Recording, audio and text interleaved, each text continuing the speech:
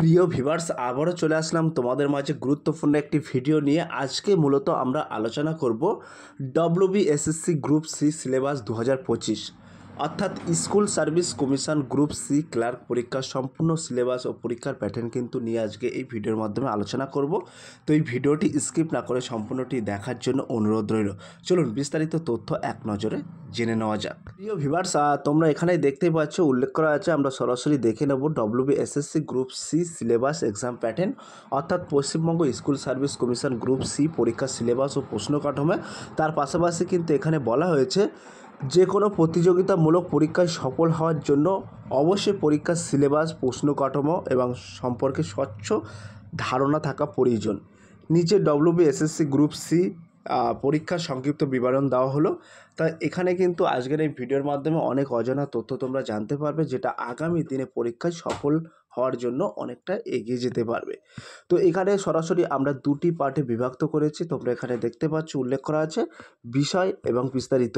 তো পরীক্ষার ধরন, কেমন ধরনের পরীক্ষা হবে, ওএমআর বেসড এক্সাম অর্থাৎ ওএমআর সিটি কিন্তু তোমাদের পরীক্ষা হবে। মোট প্রশ্ন থাকবে কিন্তু 60টি এমসিকিউ টাইপ অর্থাৎ মাল্টি চয়েস কোশ্চেন।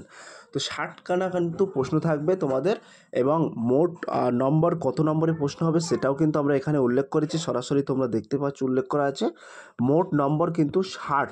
তো প্রতিটি সঠিক উত্তর কিন্তু 1 মার্ক। তো তোমাদের এখানে কিন্তু মোট কিন্তু 60 নম্বরের পরীক্ষা থাকবে এবং প্রতিটি প্রশ্নের মান থাকবে কিন্তু 1। নেগেটিভ মার্কিংয়ে কী বলা হয়েছে, নেগেটিভ মার্কিং এখানে কি বলা হয়েছে, নেগেটিভ মার্কিংয়ের ক্ষেত্রে বলা হয়েছে কোনো রকম কিন্তু নেগেটিভ মার্কিং নেই।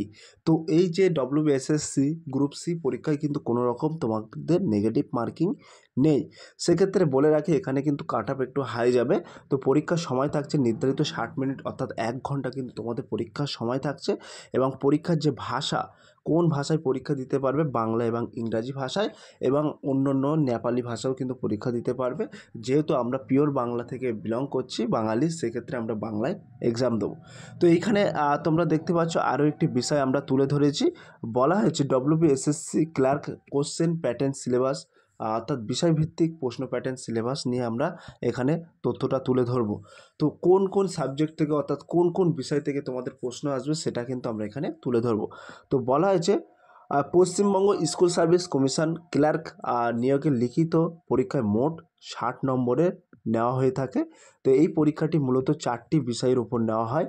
এবার দেখে নেওয়া যাক ডব্লিউবিএসএসসি গ্রুপ সি পরীক্ষার প্রশ্ন প্যাটার্নটি।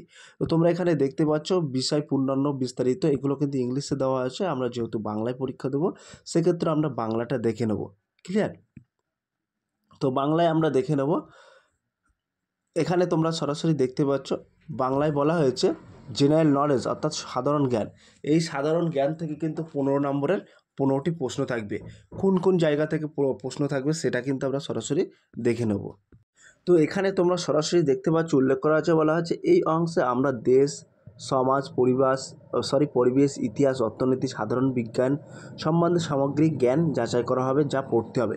তোমাদের এখান থেকে প্রশ্ন আসবে, বলা হয়েছে ভারত ও বিশ্ব ইতিহাস অর্থাৎ স্বাধীনতা আন্দোলন, রাজবংশ, গুরুত্বপূর্ণ যুদ্ধ, সংস্কার আন্দোলন। এখান থেকে কিন্তু তোমাদের প্রশ্ন আসবে। ভূগোল থেকে কি প্রশ্ন আসবে, ভূগোল থেকে বলা হয়েছে পৃথিবী, ভারত ও পশ্চিমবঙ্গের ভৌগোলিক বৈশিষ্ট্য, নদী, পাহাড়, জলবায়ু, খনিজ সম্পদ, কৃষি, শিল্প ইত্যাদি থেকে কিন্তু তোমাদের প্রশ্ন আসবে। অর্থনীতি অর্থাৎ ইকোনমিক সায়েন্স থেকে কি প্রশ্ন আসবে, কোন সিলেবাস থেকে প্রশ্ন আসবে, বলা হয়েছে অর্থের উৎস, ব্যাংকক, বাজেট, কর ব্যবস্থা, জিডিপি, সরকারের অর্থনৈতিক প্রকল্প থেকে কিন্তু তোমাদের প্রশ্ন আসবে। তারপরে রাজনীতির ক্ষেত্রে কি বলা হয়েছে, অর্থাৎ পলিটি ও ইন্ডিয়ান কনস্টিটিউশন থেকে কিন্তু তোমাদের প্রশ্ন আসবে। এই সমস্ত সিলেবাস থেকে কোন কোন পার্ট থেকে প্রশ্ন আসবে, বলা হয়েছে সংবিধানের মূল বৈশিষ্ট্য, মৌলিক অধিকার, কর্তব্য, সংসদ, রাষ্ট্রপতি ও মুখ্যমন্ত্রী ইত্যাদি থেকে কিন্তু তোমাদের প্রশ্ন। এখানে কিন্তু বলা হয়েছে বিজ্ঞান অর্থাৎ সায়েন্টিফিক রিসার্চ। তো এখানে বলে রাখি নতুন আবিষ্কার, মিশন, উপগ্রহ, বিজ্ঞানীদের নাম, দৈনন্দিন জীবনের বিজ্ঞানের প্রয়োগ ইত্যাদি থেকে কিন্তু তোমাদের প্রশ্ন আসবে।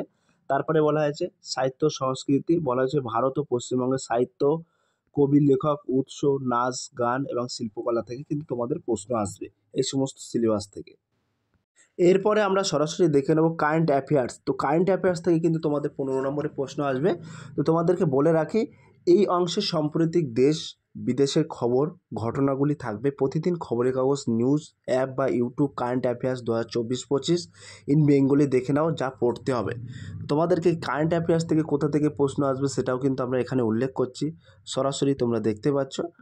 বলা আছে সাম্প্রতিক জাতীয় আন্তর্জাতিক খবর, তারপরে বলা আছে রাজনৈতিক পরিবর্তন, নতুন সরকার বা নেতা, তারপরে বলা আছে খেলাধুলো অর্থাৎ টুর্নামেন্ট, রেকর্ড, পুরস্কার, এই সমস্ত থেকে প্রশ্ন আসবে। অর্থনীতি যেমন নতুন স্কিম, বাজেট, আরবিআই, সরকারি উদ্যোগ ইত্যাদি থেকে প্রশ্ন আসবে। পুরস্কার ও সম্মাননা, সাহিত্য, বিজ্ঞান, সিনেমা, খেলাধুলো ইত্যাদি থেকে কিন্তু তোমাদের প্রশ্ন আসবে। তারপরে কিন্তু বলা হয়েছে বিজ্ঞান ও প্রযুক্তি যেমন মহাকাশ অভিযান, এআই, নতুন আবিষ্কার ইত্যাদি থেকে প্রশ্ন আসবে। তারপরে কিন্তু বলা হচ্ছে বই প্রকাশ ও সাহিত্য সংক্রান্ত খবর, ভারত ও পশ্চিমবঙ্গ গুরুত্বপূর্ণ ঘটনা, এইগুলো কিন্তু ইভেন্ট কারেন্ট অ্যাফেয়ার্স থেকে তোমাদের প্রশ্ন আসবে এই সমস্ত সিলেবাস থেকে। এবার আমরা দেখে নেব জেনারেল ইংলিশ অর্থাৎ সাধারণ ইংরাজি। এইখানে সরাসরি তোমরা দেখতে পাচ্ছ উল্লেখ করা আছে জেনারেল ইংলিশ, এখানে সাধারণত উল্লেখ করা আছে জেনারেল ইংলিশ। এখানে 15 নম্বরে তোমাদের প্রশ্ন থাকবে।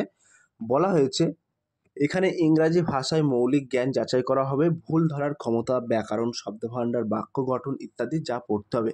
তো তোমাদেরকে এখানে বলে রাখি, এখানে প্রথমেই উল্লেখ করা আছে ভোকাবুলারি অর্থাৎ শব্দভাণ্ডার, নতুন শব্দ তাদের অর্থ, সিনোনিমস অর্থাৎ শব্দ সমার্থক শব্দ, অ্যান্টোনিমস অর্থাৎ বিপরীতার্থ শব্দ, গ্রামার, ব্যাকরণ, পার্টস, স্পেস, টেন্স তোমাদের article, preposition, voice voice change, narration ইত্যাদি থেকে কিন্তু তোমাদের প্রশ্ন আসবে। তারপরে কিন্তু বলা হয়েছে সেন্টেন্স কারেকশান থেকে অর্থাৎ বাক্য সংশোধন থেকে প্রশ্ন আসবে, ইরোড ডিরেকশন থেকে অর্থাৎ ভুল ধরার প্রশ্ন, এখান থেকে কিন্তু প্রশ্ন আসবে, ফিল ইন দ্য ব্ল্যাঙ্কস অর্থাৎ শূন্যস্থান পূরণ করা থেকে প্রশ্ন আসবে, সিম্পল কম্পোজিশন, সেন্টেন্স রিঅ্যারেঞ্জমেন্ট ইত্যাদি থেকে কিন্তু তোমাদের প্রশ্ন আসবে। ক্লিয়ার? এবার আমরা সরাসরি দেখে নেব অ্যাথমেটিক অর্থাৎ এখানে কিন্তু উল্লেখ করা আছে গণিত থেকে কিন্তু তোমাদের প্রশ্ন আসবে। বলা হয়েছে এখানে গ্রুপ ডির তুলনায় বেশ কিছুটা বেশি ধারণামূলক প্রশ্ন আসে, মানে শুধু হিসেব নয়, বোঝার ক্ষমতাও দেখা হবে। ক্লাস 8-10 এর গণিতের প্র্যাকটিস করলে ভালো স্কোর করতে পারবে, যা পড়তে হবে। তো এখানে কিন্তু তোমাদের গণিত থেকে প্রশ্ন আসে নম্বর সিস্টেম অর্থাৎ সংখ্যার পদ্ধতি। তো এই নম্বর সিস্টেম অর্থাৎ সংখ্যার পদ্ধতি থেকে প্রশ্ন আসবে।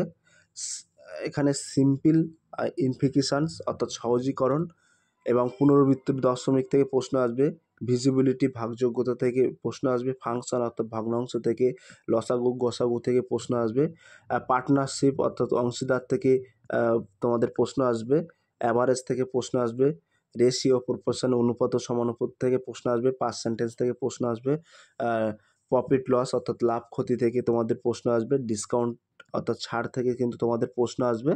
তারপরে বলে রাখি এখানে কিন্তু সিম্পল ইন্টারেস্ট অর্থাৎ সাধারণ সুদ থেকে প্রশ্ন আসবে, টাইম এবং ওয়ার্ক সময় ও কাজ থেকে প্রশ্ন আসবে, টাইম ও ডিস্টেন্স এই সমস্ত সিলেবাস থেকে কিন্তু তোমাদের প্রশ্ন আসবে।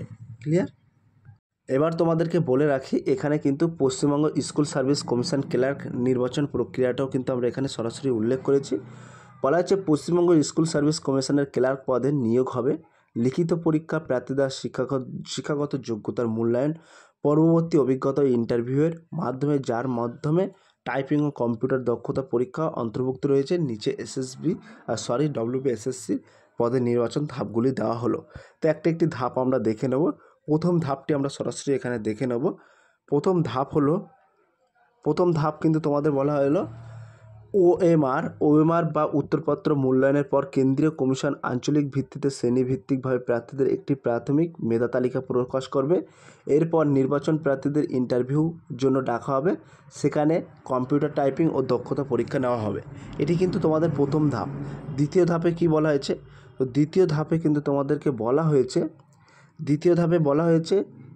এর পরবর্তী ধাপে আবার নির্বাচন কমিশন লিখিত পরীক্ষায় প্রাপ্ত নম্বর ও শিক্ষাগত যোগ্যতার মূল্যায়ন, অভিজ্ঞতা এবং ব্যক্তিত্ব পরীক্ষার নম্বরে, যার মধ্যে কম্পিউটার টাইপিং ও দক্ষতা পরীক্ষা অন্তর্ভুক্ত, ভিত্তিতে নতুন একটি মেধা তালিকা প্রকাশ করবে। এই মেধা তালিকা কিন্তু আঞ্চলিক ভিত্তিক ও মধ্যভিত্তিক, লিঙ্গভিত্তিক ও শ্রেণীভিত্তিক প্রস্তুত করা হবে। তো এই যে মেধা তালিকাটা তোমাদের প্রকাশ করা হবে দ্বিতীয় ধাপে, সেটা কিন্তু আঞ্চলিক ভিত্তিক মেধা তালিকা প্রকাশ করবে, লিঙ্গ ভিত্তিক মেধা তালিকা প্রকাশ করবে, শ্রেণী ভিত্তিকও মেধা তালিকা প্রকাশ করা হবে। এবং তারপরে ফাইনালে কি বলা হয়েছে? ফাইনাল ধাপে তোমাদেরকে বলা হয়েছে, এখানে সরাসরি কিন্তু উল্লেখ করা আছে ফাইনাল ধাপের কথা।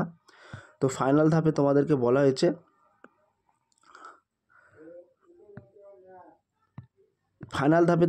বলা হয়েছে এরপর নির্বাচন কমিশন সরকারি ওয়েবসাইটের মেধা তালিকা থেকে সংশ্লিষ্ট শূন্য পদের সংখ্যা, সমান প্রার্থীদের নিয়ে আঞ্চলিক ভিত্তিক, মধ্যভিত্তিক, লিঙ্গভিত্তিক ও শ্রেণীভিত্তিক চূড়ান্ত প্যানেল প্রকাশ করবে। পাশাপাশি যারা প্যানেলের অন্তর্ভুক্ত হচ্ছে না এরকম বাকি প্রার্থীদের একই ভিত্তিতে একটি অপেক্ষমান তালিকা অর্থাৎ ওয়েটিং লিস্টে প্রকাশ করা হবে।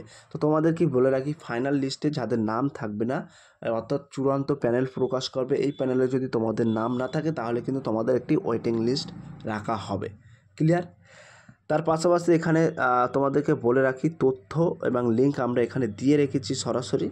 তো এখানে বলা হয়েছে school service commission official website কিন্তু এখানে আমরা দিয়ে রেখেছি, এবং গ্রুপ সি ক্লার্ক পরীক্ষার সিলেবাসটাও কিন্তু এখানে পিডিএফ আকারে তোমরা ডাউনলোড করতে পারবে। আমরা ডিসক্রিপশন বক্সে লিঙ্ক দিয়ে দেবো, ওই লিঙ্কে সরাসরি ক্লিক করে কিন্তু তোমরা সরাসরি ডাউনলোড করে নিতে পারবে। আর সো প্রিয় ভিউয়ার্স, এই ছিল আজকের ভেরি মোস্ট ইম্পর্ট্যান্ট ভিডিও। যদি ভিডিওটি ভালো লেগে থাকে প্লিজ লাইক, কমেন্ট এবং শেয়ার করে দিন বন্ধুদের মাঝে। ফিরে আসছে আগামী দিনে তোমাদের জন্য very most important topic video নিয়ে।